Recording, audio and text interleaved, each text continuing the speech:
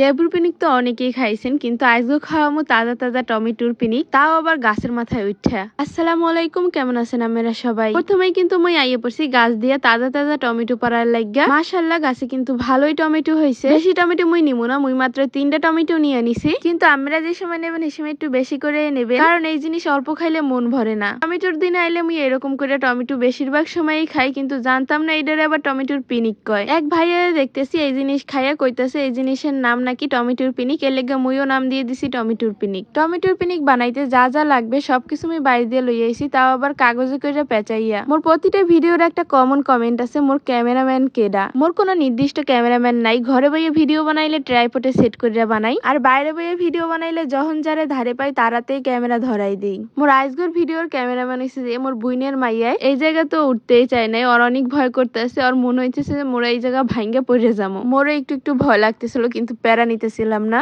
কারণ এই জায়গার ভিউ মাশাআল্লাহ ভালো লাগতেছিল। গ্রামের প্রাকৃতিক পরিবেশের মধ্যে দিয়ে কিছু করতে অনেক বেশি ভালো লাগে। এই আনন্দগুলো খালি যারা গ্রামে থাকে তারাই ফিল করতে পারবে। টমেটোর পিনিক বানানোর লেগে মুই একটা বরক কাটতে আনছি। অনেকেই আবার কইবেনে বরক কি, এটা হচ্ছে যে ভাই কেলা পাতা। বরকের উপরে যদি কোনো কিছুর মাখা বানায় মনে হয় স্বাদটা একটু বেশি বাইরে যায়। এখন তোমরা স্টেপ বাই স্টেপ ভিডিওটা দেখতে থাও। মুই সবকিছু রেডি করতে করতে আগের ভিডিওতে কয়েকটা কমেন্টে রিপ্লাই দিয়ে দিতেছি।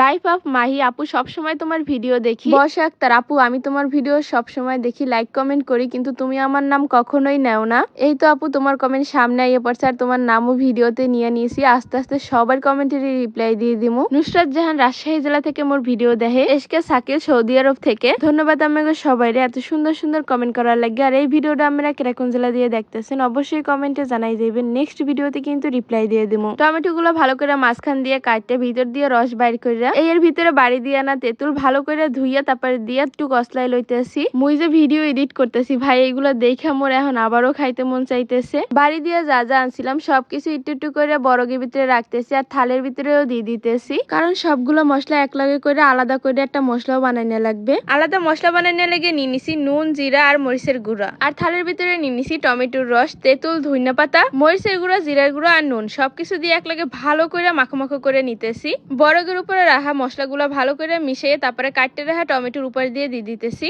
দেওয়ার পরেই তো অনেকটা লোভনীয় লাগতেছিল। আর হ্যার পরে দিয়ে দিতেছি যে মাইখে রাখছিলাম মশলাটা, ওই মশলাটা সবগুলো টমেটোর ভিতরে। আর এই তো ফাইনালি রেডি হয়ে গেছে মোগো টমেটোর পিনিক। দেখতে কিন্তু মাশাআল্লাহ অনেক লোভনীয় লাগতেছিল, খালি দেখতেই না খাইতেও অনেক বেশি মজা লাগতেছে। তোমরাও চাইলে এটা বাড়িতে ট্রাই করে দেখতে পারো। আল্লাহ হাফেজ।